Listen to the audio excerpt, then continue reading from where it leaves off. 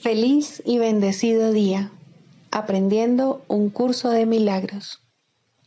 El secreto de la verdadera oración es olvidarte de las cosas que crees necesitar. Pedir algo específico es igual que ver el pecado primero y luego perdonarlo. Del mismo modo, al orar pasas por alto tus necesidades específicas, tal como las ves, y las dejas en manos de Dios. Ahí se convierten en los regalos que le haces, pues le dicen que no antepondrás otros dioses a Él, ni que quieres otro amor que el suyo. Este libro es un comienzo, no un final.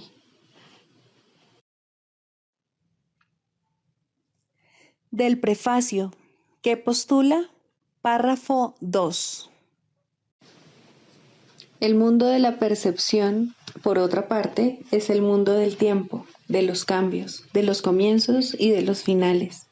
Se basa en interpretaciones, no en hechos. Es un mundo de nacimientos y muertes, basado en nuestra creencia en la escasez, en la pérdida, en la separación y en la muerte. Es un mundo que aprendemos en vez de algo que se nos da. Es selectivo en cuanto al énfasis perceptual, inestable en su modo de operar e inexacto en sus interpretaciones. Introducción. Este es un curso de milagros. Es un curso obligatorio. Solo el momento en que decides tomarlo es voluntario. Tener libre albedrío no quiere decir que tú mismo puedas establecer el plan de estudios. Significa únicamente que puedes elegir lo que quieres aprender en cualquier momento dado. Este curso no pretende enseñar el significado del amor, pues eso está más allá de lo que se puede enseñar. Pretende, no obstante, despejar los obstáculos que impiden experimentar la presencia del amor, el cual es tu herencia natural. Lo opuesto al amor es el miedo, pero aquello que todo lo abarca no puede tener opuestos. Este curso puede, por lo tanto, resumirse muy simplemente de la siguiente manera. Nada real puede ser amenazado. Nada irreal existe. En esto radica la paz de Dios. Capítulo 1. El significado de los milagros. Primero, principios de los milagros. Principio 27. Un milagro es una bendición universal de Dios a todos mis hermanos por mediación mía. Perdonar es el privilegio de los perdonados.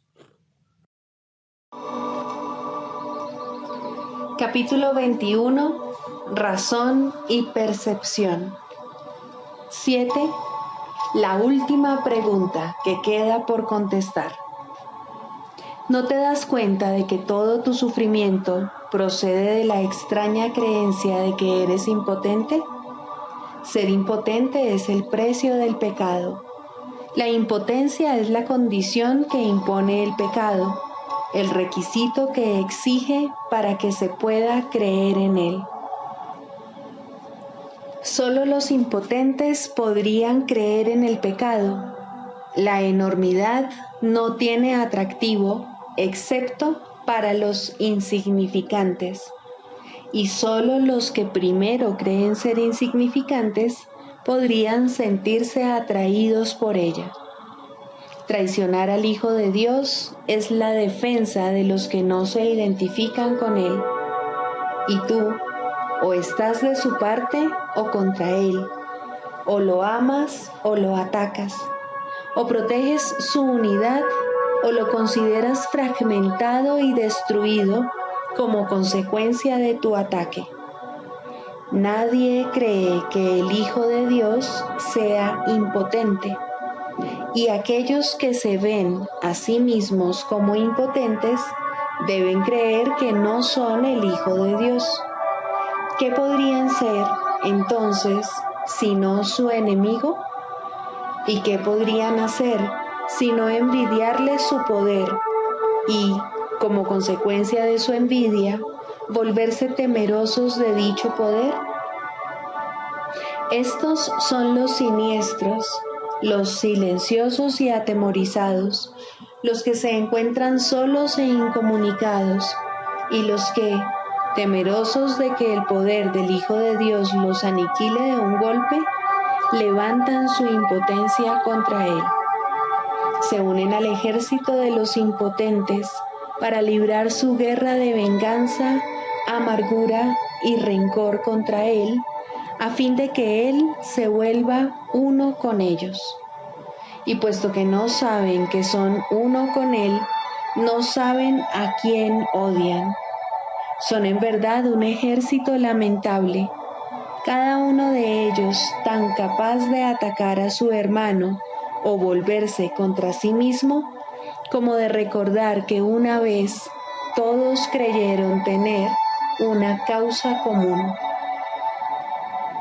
Los siniestros dan la impresión de estar frenéticos, de ser vociferantes y fuertes, mas no saben quién es su enemigo, sino solo que lo odian. El odio los ha congregado, pero ellos no se han unido entre sí, pues si lo hubieran hecho, no serían capaces de abrigar odio. El ejército de los impotentes se desbanda en presencia de la fortaleza. Los que son fuertes son incapaces de traicionar, porque no tienen necesidad de tener sueños de poder ni de exteriorizarlos. ¿De qué manera puede actuar un ejército en sueños? De cualquier manera. Podría vérsele atacando a cualquiera con cualquier cosa. Los sueños son completamente irracionales. En ellos, una flor se puede convertir en una lanza envenenada, un niño en un gigante y un ratón puede rugir como un león. Y con la misma facilidad, el amor puede trocarse en odio. Esto no es un ejército, sino una caza de locos. Lo que parece ser un ataque concertado no es más que un pandemonium. El ejército de los impotentes es en verdad débil. No tiene armas ni enemigo. Puede ciertamente invadir el mundo y buscar un enemigo, pero jamás podrá encontrar lo que no existe. Puede ciertamente soñar que encontró un enemigo, pero éste cambia incluso mientras lo está atacando, de modo que corre de inmediato a buscarse otro y nunca consigue cantar victoria. Y a medida que corre, se vuelve contra sí mismo, pensando que tuvo un pequeño atisbo del gran enemigo que siempre elude su ataque asesino, convirtiéndose en alguna otra cosa. Cuán traicionero parece ser ese enemigo que cambia tanto que ni siquiera es posible reconocerlo. El odio, no obstante, tiene que tener un blanco. No se puede tener fe en el pecado sin un enemigo. ¿Quién que crea en el pecado podría atreverse a creer que no tiene enemigos? ¿Podría admitir que nadie lo hizo sentirse impotente? La razón seguramente le diría que dejase de buscar lo que no puede ser hallado. Sin embargo, tiene primero que estar dispuesto a percibir un mundo donde no hay enemigos. No es necesario que entienda cómo sería posible que él pudiese ver un mundo así. Ni siquiera debería tratar de entenderlo, pues si pone su atención en lo que no puede entender, no hará sino agudizar su sensación de impotencia y dejar que el pecado le diga que su enemigo debe ser él mismo. Pero deja que se haga a sí mismo las siguientes preguntas con respecto a las cuales tiene que tomar una decisión, para que esto se lleve a cabo por él. Deseo un mundo en el que gobierno yo en lugar de uno que me gobierna a mí. Deseo un mundo en el que yo soy poderoso en lugar de uno en el que soy impotente. Deseo un mundo en el que no tengo enemigos y no puedo pecar. Y deseo ver aquello que negué porque es la verdad. Tal vez ya hayas contestado las 3 primeras preguntas, pero todavía no has contestado la última, pues esta aún parece temible y distinta de las demás, mas la razón te aseguraría que todas ellas son la misma. Dijimos que en este año se haría hincapié en la igualdad de las cosas que son iguales. Esta última pregunta, que es en verdad la última, acerca de la cual tienes que tomar una decisión, todavía parece encerrar una amenaza para ti que las otras ya no poseen. Y esta diferencia imaginaria da testimonio de tu creencia de que a lo mejor la verdad es el enemigo con el que aún te puedes encontrar. En esto parece residir, pues, la última esperanza de encontrar pecado y de no aceptar el poder.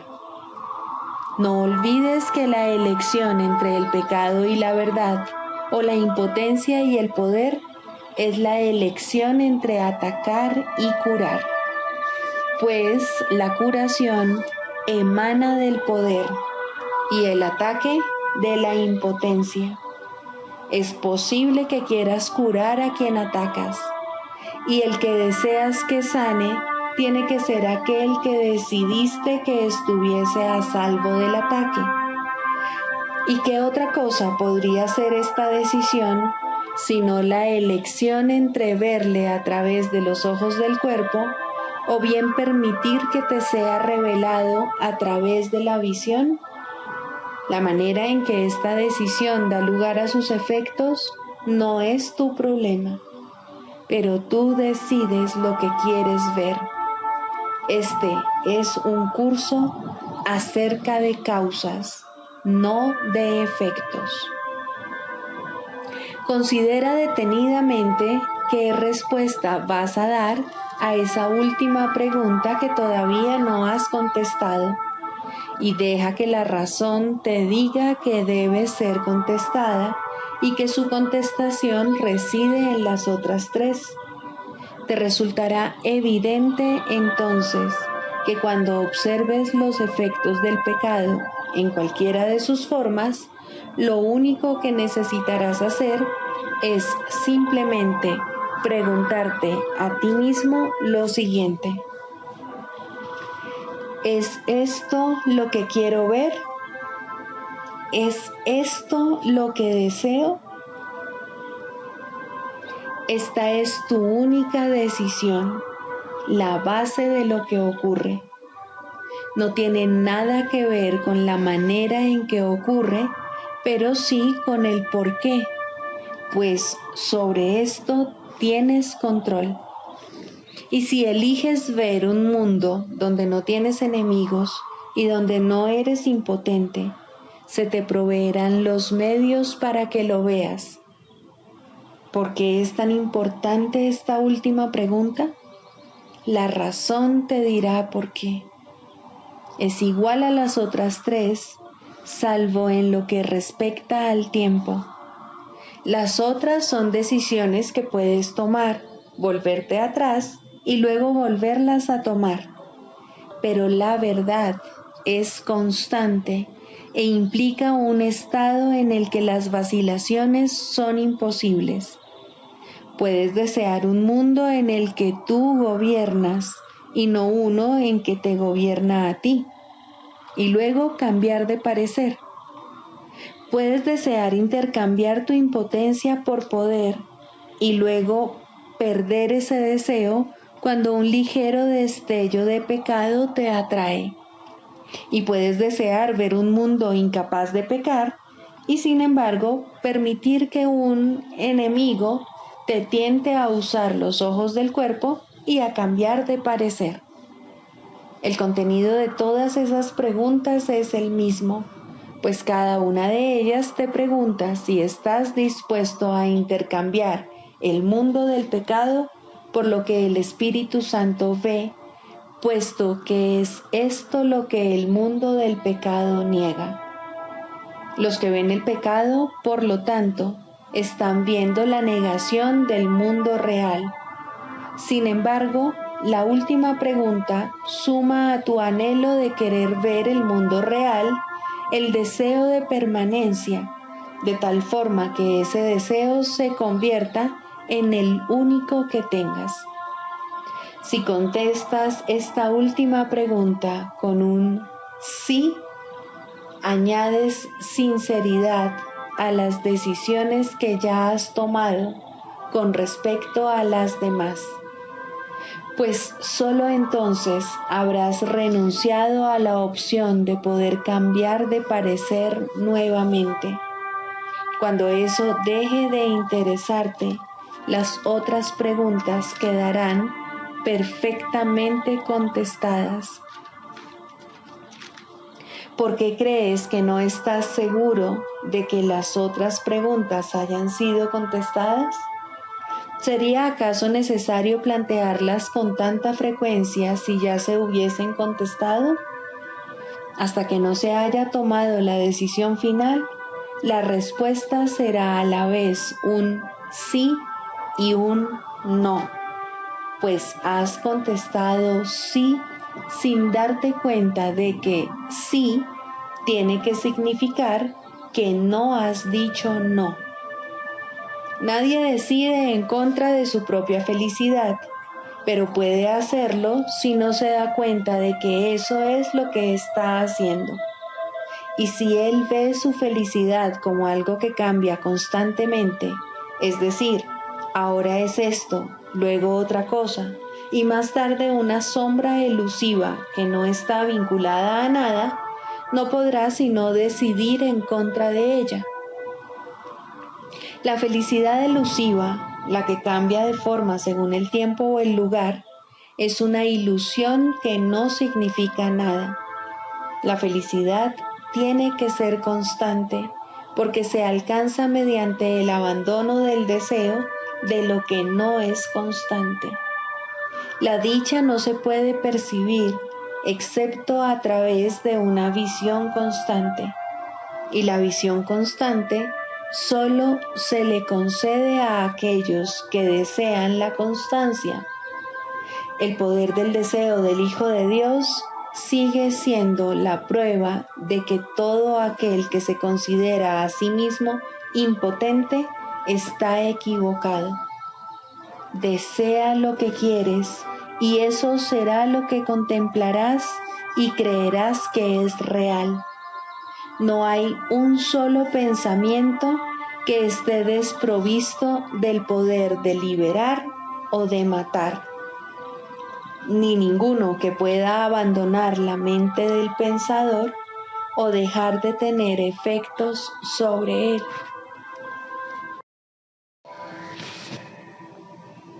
Libro de ejercicios, lección 89.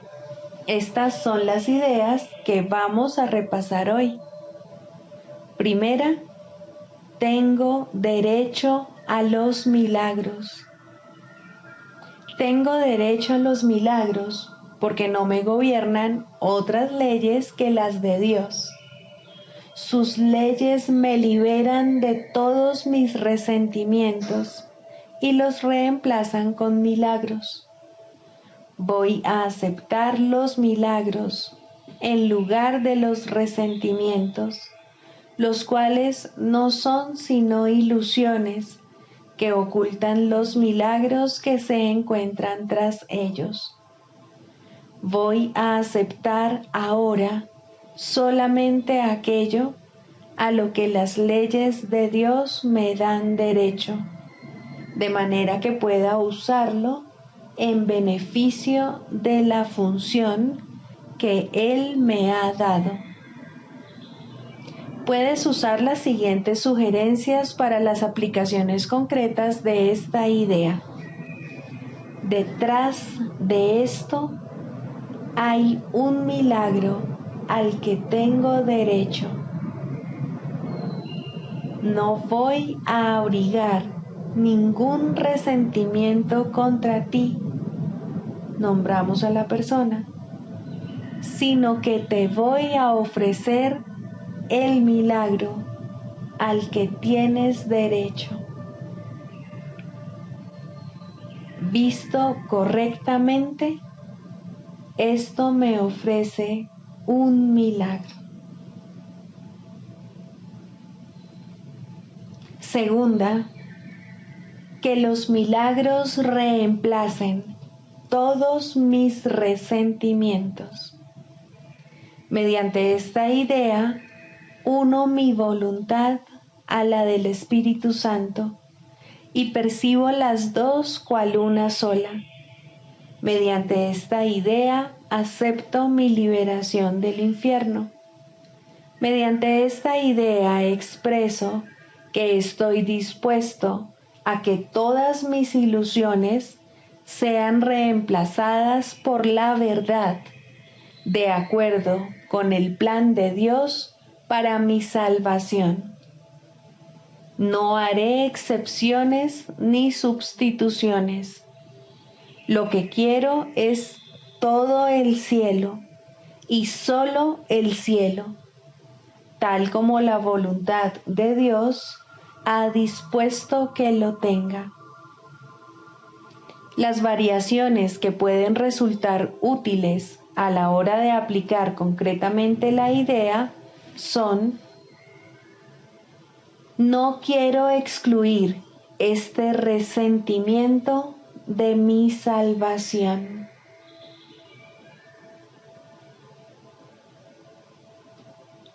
Nombramos a la persona. Dejemos que los milagros reemplacen todos nuestros resentimientos.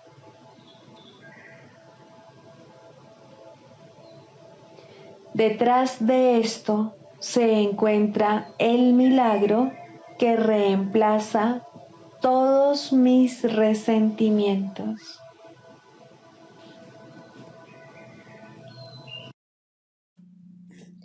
Características de los maestros de Dios.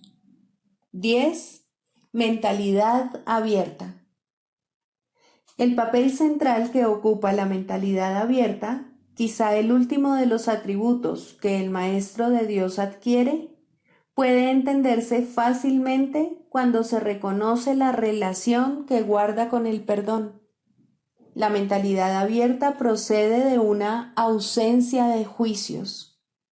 De la misma manera en que los juicios cierran la mente, impidiéndole la entrada al Maestro de Dios, de igual modo la mentalidad abierta lo invita a entrar. De la misma manera en que la condenación juzga al Hijo de Dios como malvado, de igual modo la mentalidad abierta permite que sea juzgado por la voz de Dios en su nombre. De la misma manera en que la proyección de la culpabilidad sobre él lo enviaría al infierno, de igual modo la mentalidad abierta permite que la imagen de Cristo le sea extendida. Solo aquellos que tienen una mentalidad abierta pueden estar en paz, pues son los únicos que ven razones para ello. ¿Cómo perdonan los que tienen una mentalidad abierta? Han renunciado a todas las cosas que les impediría perdonar.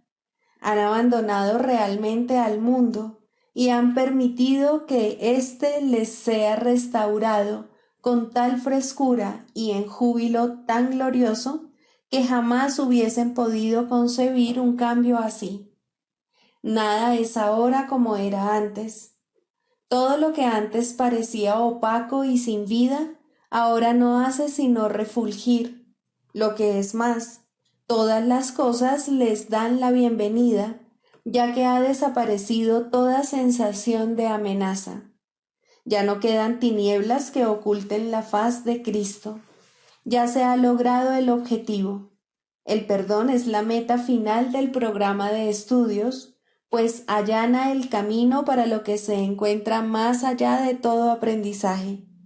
El programa de estudios no hace ningún esfuerzo por excederse de su verdadero objetivo. El perdón es su único objetivo, en el cual converge en última instancia todo aprendizaje. Ciertamente eso es suficiente. Habrás notado que la lista de atributos de los maestros de Dios no incluye las características que constituyen la herencia del Hijo de Dios. Términos tales como amor, inocencia, perfección, conocimiento y verdad eterna no aparecen en este contexto, pues no serían apropiados aquí.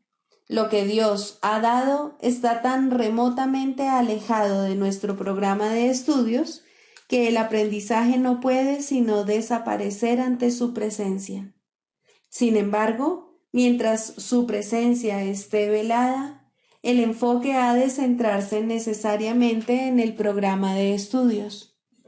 La función de los maestros de Dios es llevar al mundo el verdadero aprendizaje.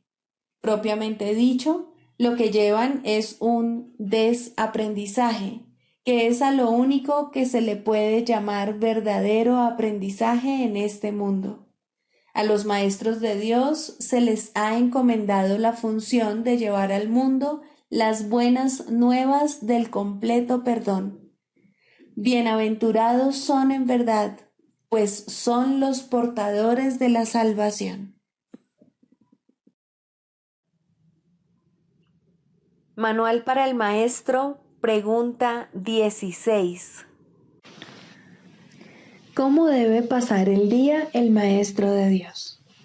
Para un Maestro de Dios avanzado, esta pregunta es irrelevante. No tiene un programa fijo, pues las lecciones cambian de día en día. Pero el Maestro de Dios está seguro de una sola cosa: las lecciones no cambian al azar. Al darse cuenta de esto y entender que es verdad, el maestro descansa contento. Se le dirá cuál ha de ser su papel hoy, mañana y siempre. Y aquellos que compartan ese papel con él, le encontrarán para que juntos puedan aprender las lecciones de ese día. Nadie de quien él tenga necesidad estará ausente. No se le enviará a nadie que no tenga un objetivo de aprendizaje ya establecido y que pueda aprender ese mismo día. Para el Maestro de Dios avanzado, esta pregunta es, por consiguiente, superflua. Ya la planteó y ya se le contestó, y él se mantiene en continuo contacto con la respuesta. Ya lo tiene todo y ve desplegarse ante él, seguro y libre de obstáculos, el camino que tiene que recorrer. Pero, ¿qué ocurre con aquellos que todavía no han alcanzado la certidumbre que él posee? Esos aún no están listos para una falta de estructura así. ¿Qué es lo que tienen que hacer para aprender a entregarle el día a Dios? Hay algunas reglas generales a seguir, aunque cada cual debe usarlas a su manera como mejor pueda. Las rutinas como tales son peligrosas porque se pueden convertir fácilmente en dioses por derecho propio y amenazar los mismos objetivos para los que fueron establecidas. Se puede decir, por lo tanto, que en términos generales es mejor comenzar el día bien. Siempre es posible, no obstante, comenzar de nuevo si no se comenzó debidamente.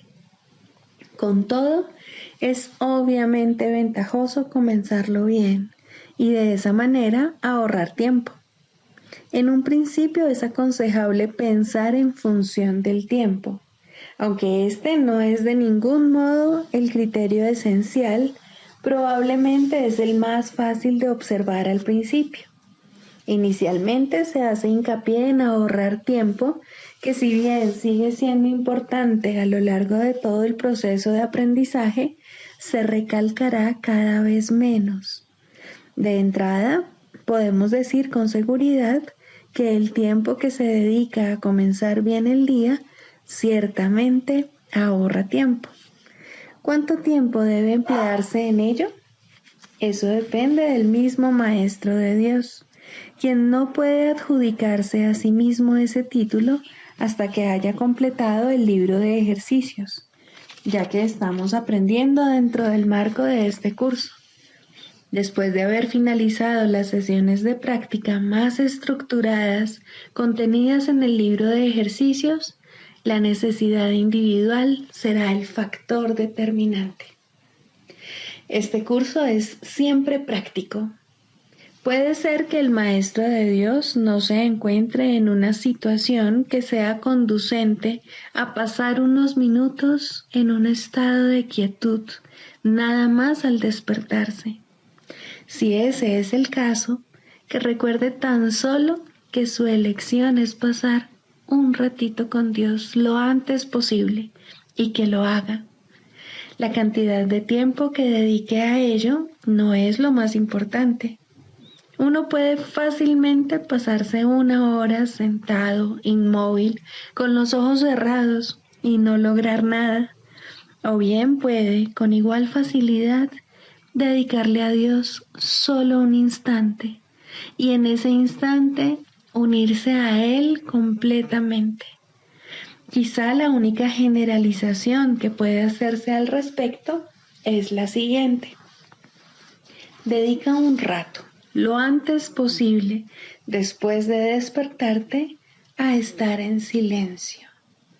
Y continúa durante 1 o 2 minutos más después de que haya comenzado a resultarte difícil. Probablemente descubrirás que la dificultad disminuye y desaparece. En caso de no ser así, ese es el momento de parar. Por la noche se debe seguir el mismo procedimiento.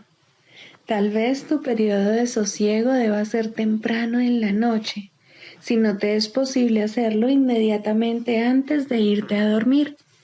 No debes hacerlo acostado, es mejor estar sentado, en cualquier postura que prefieras. Habiendo completado el libro de ejercicios, seguramente habrás llegado a algunas conclusiones al respecto. Si te es posible, un momento apropiado para dedicárselo a Dios es justo antes de irte a dormir. Esto pone a tu mente en un estado de reposo y te aparta del miedo.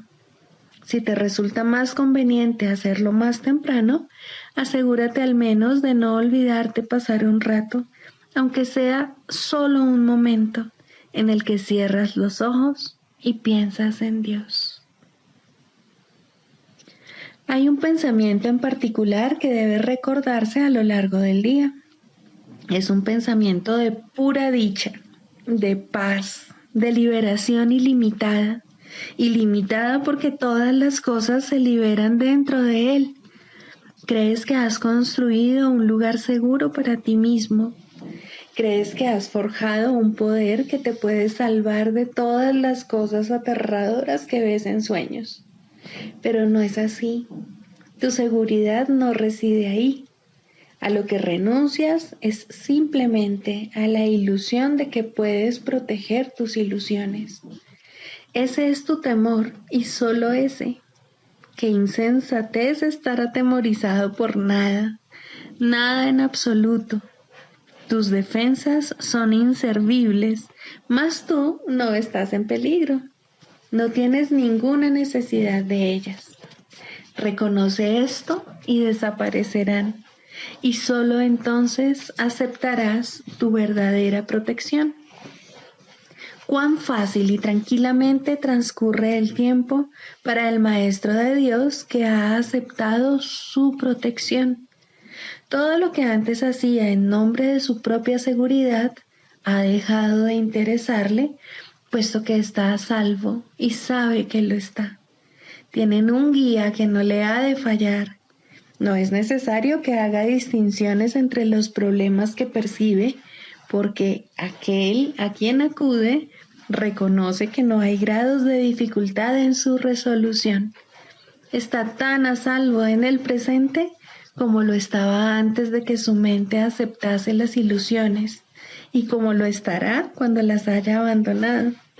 Su estado no cambia con la ocasión o con el lugar, porque todas las ocasiones y todos los lugares son uno para Dios. En esto reside su seguridad. No tiene necesidad de nada más. Con todo, habrá tentaciones a lo largo del camino que al Maestro de Dios aún le queda por recorrer, y tendrá necesidad de recordarse a sí mismo durante el transcurso del día que está protegido. ¿Cómo puede hacer eso? Especialmente en los momentos en que su mente está ocupada con cosas externas. Lo único que puede hacer es intentarlo, y su éxito dependerá de la convicción que tenga de que va a triunfar.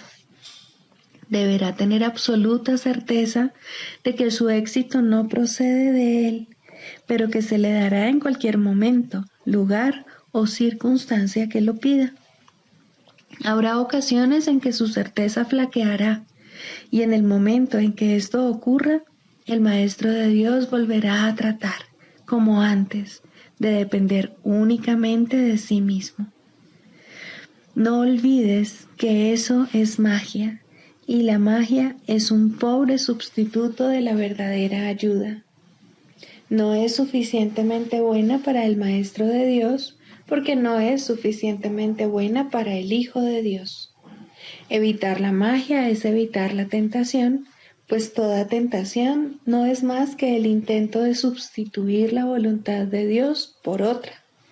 Estos intentos pueden parecer ciertamente aterradores, pero son simplemente patéticos. No pueden tener efectos, ya sean buenos o malos, sanadores o destructivos, tranquilizadores o aterradores, gratificantes o que exijan sacrificio. Cuando el Maestro de Dios reconozca que la magia simplemente no es nada, habrá alcanzado el estado más avanzado. Todas las lecciones intermedias no hacen sino conducirle a este estado y facilitar el que este objetivo esté más cerca de reconocerse, pues cualquier tipo de magia, sea cual sea su forma, es simplemente impotente. Su impotencia explica por qué es tan fácil escaparse de ella. Es imposible que lo que no tiene efectos pueda aterrorizar. No hay nada que pueda sustituir a la voluntad de Dios. Dicho llanamente, a este hecho es al que el Maestro de Dios dedica su día. Cualquier otro sustituto que acepte como real tan solo puede engañarle, mas está a salvo de cualquier engaño si así lo decide. Quizá necesite recordar: Dios está conmigo, no puedo ser engañado. Quizá prefiera usar otras palabras, o solo una, o ninguna. En cualquier caso, debe abandonar toda tentación de aceptar la magia como algo verdadero y reconocer que no solo no es aterradora, ni pecaminosa, ni peligrosa, sino que simplemente no significa nada. Al estar arraigada en el sacrificio y la separación, que no son más que dos aspectos de un mismo error, el Maestro de Dios elige simplemente renunciar a todo lo que nunca tuvo, y a cambio de ese sacrificio, entre comillas, se le restaura el cielo en su conciencia. ¿No te gustaría un intercambio así? El mundo lo haría gustosamente si supiera que se puede hacer. Los maestros de Dios son los que deben enseñarle que sí se puede, y por lo tanto, su función es asegurarse de que ellos mismos lo hayan aprendido. No hay otro riesgo durante el día, excepto el de poner tu confianza en la magia, pues solo eso conduce al dolor. No hay más voluntad que la de Dios. Sus maestros saben que esto es así y han aprendido que todo lo demás es magia. Lo que mantiene viva la creencia en la magia es la ilusión simplista de que la magia da resultado. Los maestros de Dios deben aprender a detectar las diversas formas de magia a lo largo de todo su entrenamiento, cada día y cada hora, e incluso cada minuto y cada segundo, y a percibir el hecho de que no significan nada. Cuando se las deja de temer, desaparecen, y así se vuelve a abrir la puerta del cielo, y su luz puede volver a irradiar sobre la mente que se encuentra en paz.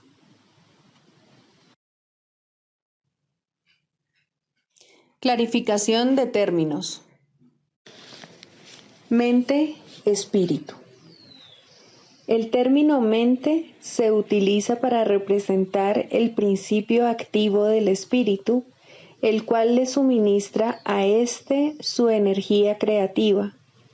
Cuando el término va con mayúscula, se refiere a Dios o a Cristo, es decir, a la mente de Dios o a la mente de Cristo. El espíritu es el pensamiento de Dios que Él creó semejante a sí mismo. El espíritu unificado es el único Hijo de Dios o Cristo. En este mundo, puesto que la mente está dividida, los hijos de Dios parecen estar separados. Sus mentes, asimismo, no parecen estar unidas. En ese estado ilusorio, el concepto de una mente individual parece tener sentido. En el curso, por lo tanto, se describe a la mente como si consistiera de dos partes, el espíritu y el ego. El espíritu es la parte que aún se mantiene en contacto con Dios a través del Espíritu Santo, quien, aunque mora en esa parte, también ve la otra. No se usa el término alma, excepto en citas directas de la Biblia, por ser un término sumamente polémico. En cualquier caso, sería un equivalente de espíritu, entendiéndose que, al formar parte del ámbito de Dios, es eterna y nunca nació. La otra parte de la mente es completamente ilusoria y solo teje ilusiones. El espíritu conserva su potencial creativo, pero su voluntad, que es la de Dios, parecerá estar cautiva mientras la mente no esté unificada. La creación continúa imperturbable porque esa es la voluntad de Dios. Dicha voluntad está siempre unificada y por lo tanto no tiene significado en este mundo, no tiene grados ni opuestos. La mente puede gozar de rectitud o estar errada dependiendo de la voz que escuche. La mentalidad recta escucha al Espíritu Santo, perdona al mundo y en su lugar ve el mundo real a través de la visión de Cristo. Esta es la visión final, la última percepción, la condición en la que Dios mismo da el paso final.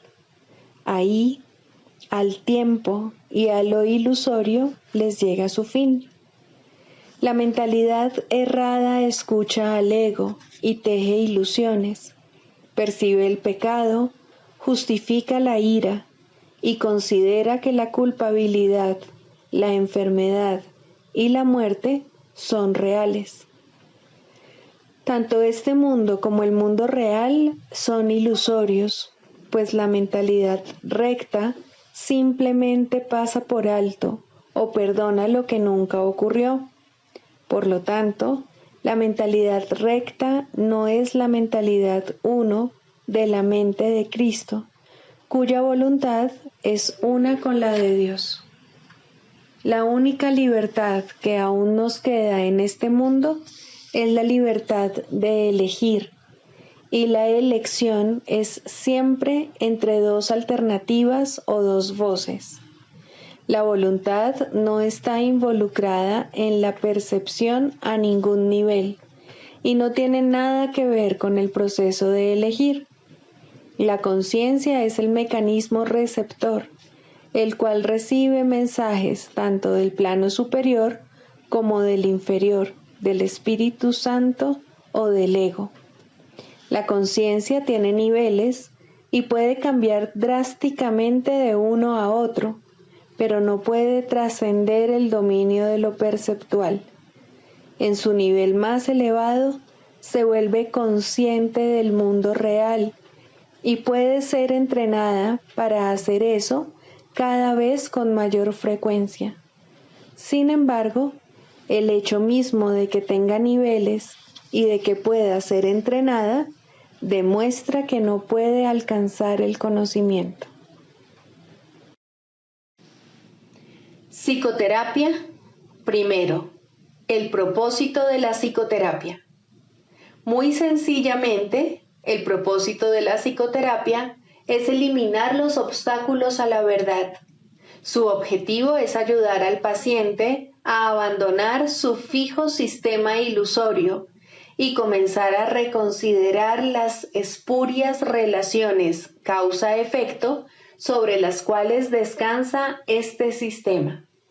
Nadie en este mundo se escapa del miedo, pero todo el mundo puede reconsiderar sus causas y aprender a evaluarlas correctamente. Dios ha dado a todo el mundo un maestro cuya sabiduría y ayuda sobrepasan ampliamente cualesquiera contribuciones que un terapeuta terrenal pueda proveer. Sin embargo, hay momentos y situaciones en las cuales una relación terrenal paciente-psicoterapeuta se convierte en la manera a través de la cual él ofrece sus más grandes regalos a ambos. ¿Qué mejor propósito podría una relación tener que el de invitar al Espíritu Santo a entrar en ella y dar su propio gran regalo de regocijo? ¿Qué más alta meta podría haber para cualquiera que la de aprender a invocar a Dios y escuchar su respuesta? ¿Y qué objetivo más trascendente puede haber que el de evocar el camino, la verdad y la vida y recordar a Dios? Ayudar en esto es el propósito correcto de la psicoterapia. ¿Podría algo ser más santo? Pues la psicoterapia, entendida correctamente, enseña el perdón y ayuda al paciente a reconocerlo y a aceptarlo. Y en su sanación, el terapeuta se perdona junto con él. Todo el que necesita ayuda, sin importar la forma de su sufrimiento, se está atacando a sí mismo y como consecuencia de ello, la paz de su mente está sufriendo. Estas tendencias a menudo se describen como autodestructivas y con frecuencia el paciente mismo las percibe de esa forma. De lo que no se da cuenta y lo que necesita aprender es que ese yo que puede atacar y también ser atacado es un concepto que él ha fabricado. Aún más, lo atesora, lo defiende y en ocasiones incluso se encuentra dispuesto a sacrificar su vida en nombre de ese yo, pues lo considera su propio ser. Lo ve como algo que se afecta, que reacciona a fuerzas externas según ellas lo requieren y que se encuentra indefenso en medio del poder del mundo. La psicoterapia, entonces, debe restablecer a su conciencia la habilidad para tomar sus propias decisiones. Debe disponerse a revertir su pensamiento y a entender que aquello que él creyó que proyectaba sus efectos sobre él era fabricado por sus propias proyecciones sobre el mundo. Por tanto, el mundo que ve no existe. Hasta que esto se acepte, al menos en parte, el paciente no puede verse a sí mismo como realmente capaz de tomar decisiones y luchará contra su libertad por creer que se trata de su esclavitud.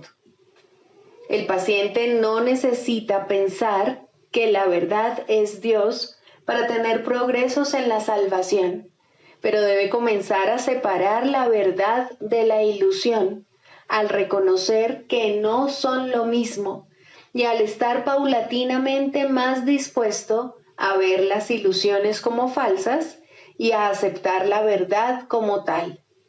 Su maestro lo conducirá desde ahí, tan lejos como se encuentre dispuesto a llegar. La psicoterapia solo puede ahorrarle tiempo. El Espíritu Santo usa el tiempo como lo considera mejor, y Él nunca se equivoca. La psicoterapia, bajo su dirección, es uno de los medios que usa para ahorrar tiempo y para preparar maestros adicionales para su obra. La ayuda que Él comienza y dirige no tiene fin. Cualquiera que sea la ruta que Él elija, toda psicoterapia finalmente conduce a Dios. Pero eso se le deja a Él. Todos somos sus psicoterapeutas, pues quiere que todos seamos sanados en Él. El canto de la oración. Segundo, la escalera de la oración. La oración no tiene principio ni fin, es parte de la vida, pero sí cambia de forma y crece a medida que uno va aprendiendo hasta que alcanza su estado amorfo y se funde en una comunicación total con Dios. En su aspecto peticionario, no necesita apelar a Dios, que de hecho rara vez se hace, y ni siquiera entraña creencia alguna en Él. En estos niveles, la oración es un simple desear que surge de un sentido de carencia y escasez. Estas formas de oración o de pedir desde la necesidad siempre entrañan un sentimiento de debilidad e insuficiencia. Nadie, pues, que esté seguro de su identidad, podría orar de esta manera. Pero no es menos cierto que nadie que no tenga certeza sobre su identidad puede evitar hacerlo. La oración es tan continua como la vida. Todo el mundo ora sin cesar. Pide y ya has recibido, pues has determinado qué es lo que quieres. Es posible, asimismo, alcanzar una forma más elevada de pedir desde la necesidad, puesto que en este mundo la oración es reparadora y, por lo tanto, entraña niveles de aprendizaje. En este caso, la petición puede ser dirigida a Dios con verdadera fe, pero aún sin comprensión. Por lo general, se ha alcanzado un vago y con frecuencia inestable sentido de identificación con Él, pero tiende a estar desenfocado por un sentimiento de pecado profundamente arraigado. En este nivel es posible que se sigan pidiendo cosas mundanas en variedad de formas, como también es posible pedir dones tales como la bondad o la honestidad y, en particular, perdón para las muchas fuentes de culpa que inevitablemente yacen bajo cualquier oración procedente de la necesidad. Sin culpa no hay escasez. Quien está libre de pecado no tiene necesidades. En este nivel surge también esa curiosa contradicción de términos conocida como orar por nuestros enemigos. La contradicción no se encuentra en las palabras mismas, sino más bien en la manera en que usualmente se interpretan.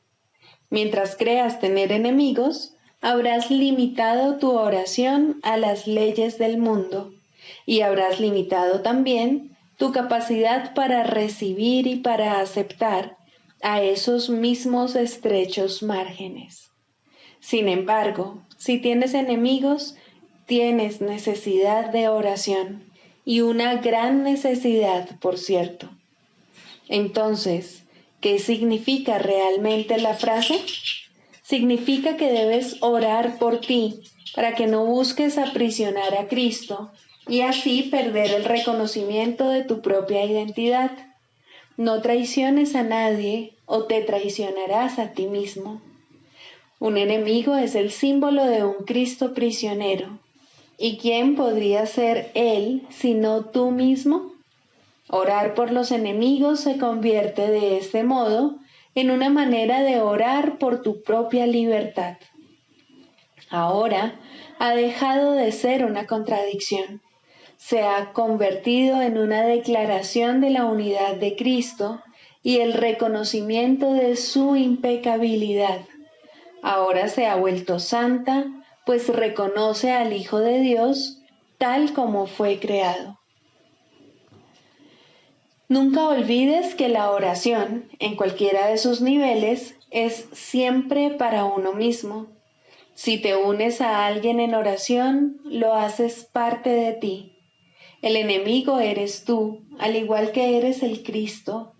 Por ello, antes de hacerse santa, la oración es una elección. Tú no eliges por otro, solo puedes elegir por ti mismo. Ora verdaderamente por tus enemigos, pues en esto radica tu propia salvación. Perdónalos por tus pecados y serás realmente perdonado.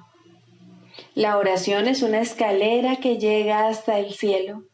En lo alto se produce una transformación muy similar a la tuya, pues la oración es parte de ti. Las cosas de la tierra se dejan atrás y ya no se recuerdan más.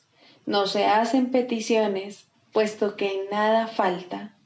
Se reconoce plenamente que la identidad en Cristo es algo eterno, incorruptible y más allá de todo cambio. La luz ha dejado de titilar y nunca se apagará. Ahora, sin necesidades de ninguna clase y revestida por siempre de la pura impecabilidad que es el regalo de Dios para ti, su Hijo, la oración puede convertirse otra vez en aquello para lo que se concibió, pues ahora se eleva cual canto de gratitud a tu Creador, sin palabras, pensamientos o vanos deseos, y sin necesidad de nada en absoluto. De este modo se extiende como estaba destinada a hacerlo, y por esta ofrenda Dios mismo da las gracias. Dios es la meta de toda oración, lo cual la hace eterna en vez de temporal. No tiene comienzo, pues la meta no ha cambiado jamás. La oración, en las formas que adopta inicialmente, es una ilusión, ya que no se necesita escalera alguna para llegar hasta aquello de lo que uno nunca se alejó. No obstante, la oración forma parte del perdón, mientras éste, que de por sí es una ilusión, continúe sin lograrse. La oración estará ligada al aprendizaje hasta que el objetivo del aprendizaje se haya alcanzado, y entonces todas las cosas se transformarán al unísono y retornarán libres de toda mancha a la mente de Dios. Al encontrarse más allá de lo que se puede aprender, este estado es indescriptible. Es necesario, no obstante, entender las etapas por las que hay que pasar para su obtención, si la paz ha de ser restaurada en el Hijo de Dios, quien vive ahora en la ilusión de la muerte y el temor de Dios. Sigamos a Jesús haciendo del perdón algo tan natural como respirar y algo tan vital como el aire. Amén.